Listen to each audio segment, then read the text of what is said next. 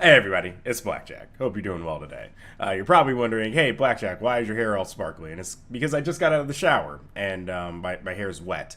Probably should trim up my sides and whatnot. And my hair doesn't look as long as it is, and I really didn't care to put on a cap because, I don't want my cap to get wet. Anyway, I wanted to make this quick little introduction here to let you know that for the month of March, I will be, as requested by some of you, finishing series that I have not finished yet. So, the first start today will be Crystalline. Who knows what other series I conquer for the rest of this month of March. It's really more in honor of the fact that, we hit 1,000 subs, which, thank you guys. But, I thought, Finish It February would have been a great name, but, by the time we hit 1,000, it was already towards, like, the end of February, so I guess you can just call this March Through It March.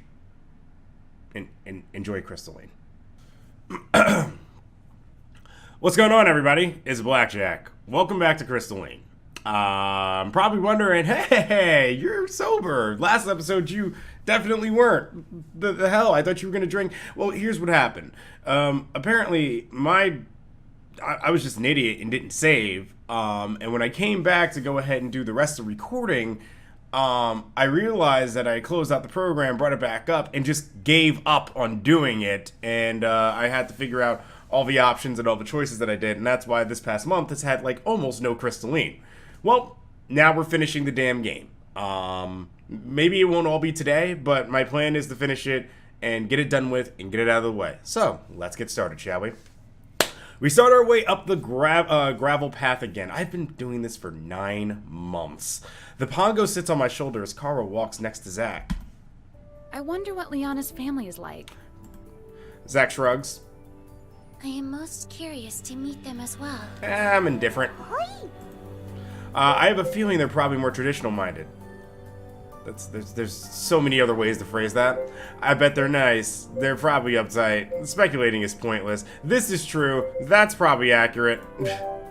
Probably people who live in giant houses are always more uptight and snobby. Otherwise, why do their houses need to be so big? It's so they can rub their wealth in your face. Please don't rub your wealth on my face. The rest of the team stare at me. You, speaking from experience there? No. I'm definitely not. I don't know what money is.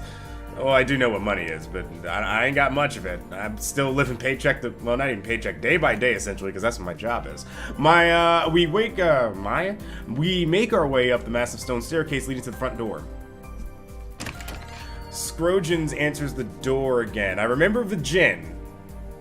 Of course, because I'm an alcoholic, as I drink the water. Welcome back. Please do come in.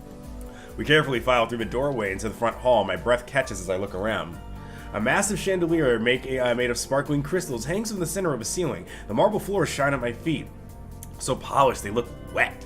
Long halls stretch ahead to countless doors. A bouquet of flowers sits atop of a hall table, and a magnificent staircase sweeps in the center of the room.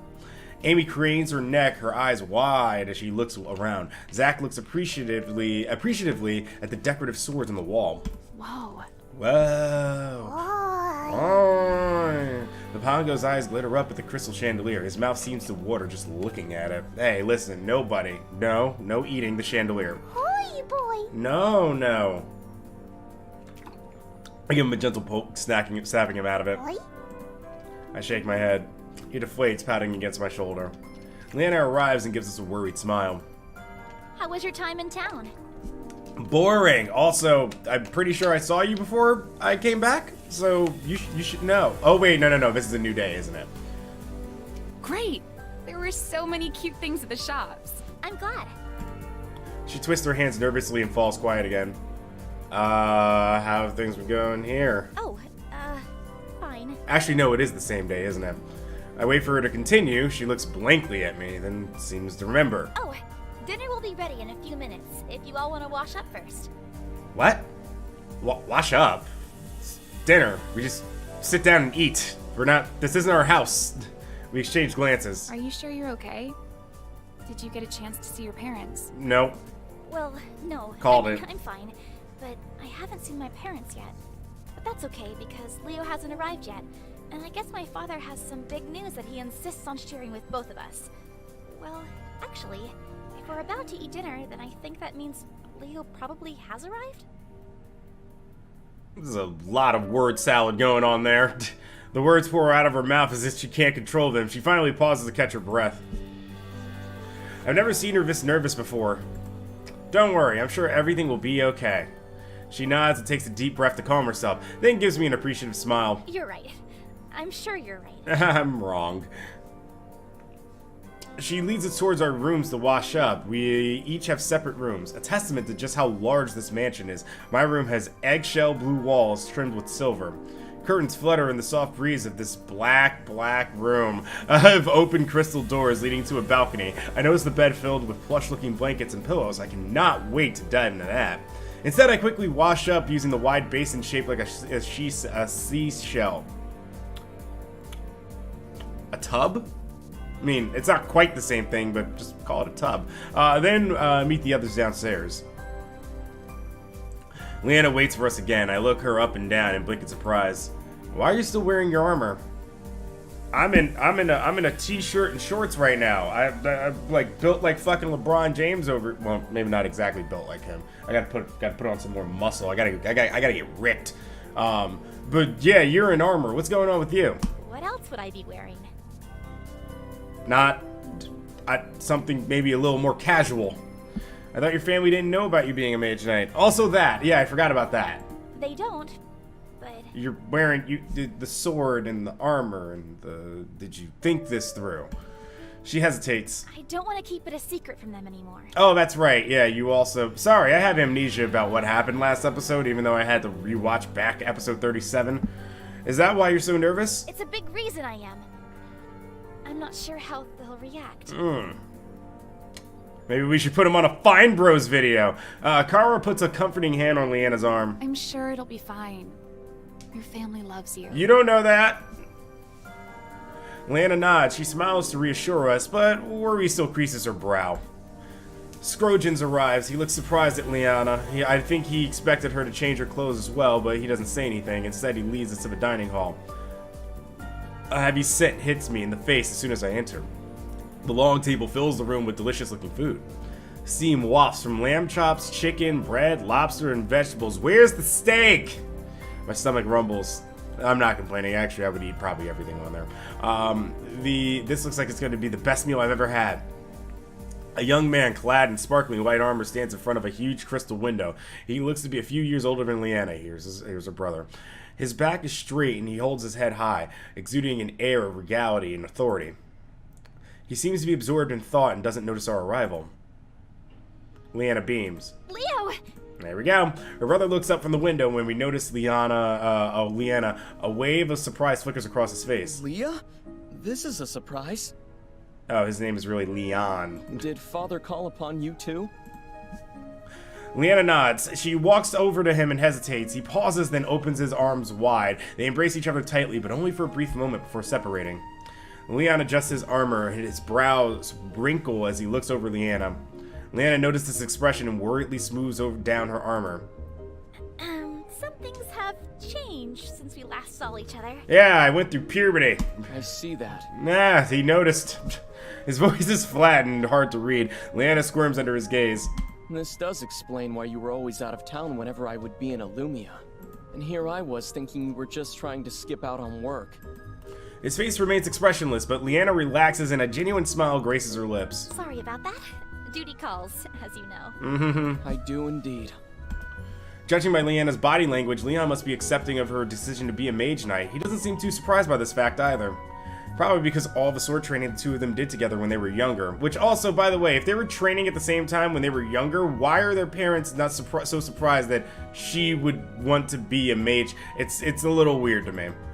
It's I don't know. I knew she didn't have to be worried, and she still will. I guarantee your parents will still flip a shit. Leon's face softens. Do mother and father know? See, told you. Leanna shakes her head, the worry returning to her face. Leon looks grim. He finally seems to notice us. Oh, you brought company. Yeah, how random of you to do that at this family gathering that we didn't say, hey, bring other people for. Leon got it right. Yes. Leanna introduces each of us. He greets us warmly. I hope you've all been keeping her out of trouble. I know how much of a handful she can be. Oh, don't worry. We've probably been causing even more trouble than anything else. She keeps me out of trouble. Trouble follows her everywhere. It's exhausting taking care of her. Tell me about it. It's exhausting having to take care of her. Nobody has to take care of me. Say, look, she got defensive. Now her brother's gonna laugh. Uh-huh. I steal a glance at Leon to indicate, yes, we do. He grins good-naturedly. See? As if on cue, the big doors creak open. Okay. The Lord and Lady Dawn. Okay, Scrogens, I meant to save there, but you just decided to jump on cue. That's fine, though. The beautiful older woman stands there, her arm linked with whom, with who I assume... Actually, no, it would be with whom. I took Latin. Linked with whom I am assuming is her husband. Loose gold curls fall at her shoulder. Her smile delicate and soft. She's wearing an elegant cornflower blue gown and sparkling jewels. I like how the guy who can't read half the damn time is correcting people on how to write. Leanna's father has a strong jaw and Leanna's blue eyes. His hair is also blonde, but the temples are peppered with silver. He's Brett Favre. Leon... Actually, no, Brett Favre doesn't have blue eyes. Leon marches over to his parents and offers them a short bow. Mother? Father? Hello, Mother. Hello, Father. Leon. I'm Levant. Oh, get a load of this guy. Look at him. Oh, he's so crusty. Oh, God, Leanna, you were one of his sperm at some point. His father nods as Leon straightens, his eyes sparkling with pride. He clasps his son on the shoulder. You look fine as always. Still doing that armor justice. Yeah, and still doing that Wolverine impersonation. Should work on that. Thank you, Father. His mother smiles warmly and envelops him in a hug. Oh, Leon, it's been too long. You don't come home enough. Hi, Cowrie's mom. Nice to see you here. I'm sorry, Mother. I wish I could, but... I know. I'm just being fussy. It's good to see you home again. I'm not going crazy. That's gotta be the same voice, right? That's the same voice. Did we seriously vote to have the same person who voices Leanna voice is that what? Thank you.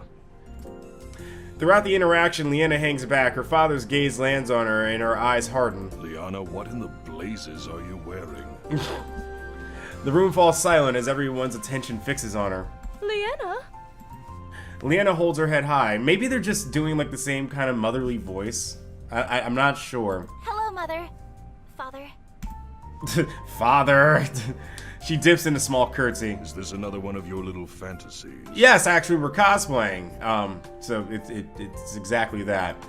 His tone is less stern and more one of confusion. Leanna's mother glances at her husband with concern before looking back at Leanna. Perhaps you should wear something a bit more appropriate for dinner, dear. Wow, that's wow. Just wow. No, Mother. This is the armor I chose to wear as a mage knight. Leanna's voice rings clearly, but I can see her hands trembling. Again, there is a pause. I hold my breath. The tension makes the air feel thick. Finally, Lord Dawn huffs. Well, no matter. That is something which will be addressed later. That is an ash Now your hole. mother and I have some news. Alright, sorry about that. Yeah, gotta get prepared for the recordings that we're gonna be doing today. Should be a fun day for us, too. Tons and tons of liquor and food. Please, let's all be seated. Alrighty. He and his wife sit at the head of the table with Leanna and Leon on either side of them. The rest of us silently fill in the empty seats. Leanna, dear, you haven't introduced us to your guests. Of course. Mother, Father, these are my companions. They are accompanying me on one of the assignments the Mage Guild has instructed me to investigate as a mage knight. I just want to stress that one. As a mage knight. Again, mage knight. Got it? Good. Sorry, I was giggling because I saw companions and I just wanted to say, hey, yes, and this is my life partner. By life partner, I mean he may be going away very soon. Her mother and father ignore the last bit of her sentence. We welcome you into our home. Oh, thank you, Levant. Thank you. It is an honor. Or maybe I can just intentionally butcher your name and just call you Levant? Levant? Your hospitality is much appreciated. Mm-hmm. Thanks. Okay. Thank you. No, thank you. Lord Dawn gives us a curious look. And are you all colleagues? colleagues from the Mage Guild? Sure. No. No, Amy is a student mage caster from the Mage Academy. Both Leanna's parents look impressed. A mage caster at such a young age. You must be very extraordinary. Indeed. Your parents must be quite proud. That is not an easy achievement to reach, no matter the age. Thank you for your kind words. Yes, kind words. Leanna introduces Zach and Kara next, but hesitates when she gets to me because she doesn't know what I am. Also, you know, that whole significant other thing. Excuse me. I am, listen, I'm not just that. I'm Sir Penicillin Derude Samstorm. Last name Rigor Mortis. You never heard of the Rigor Mortis family? Yeah, we're more famous than you are. And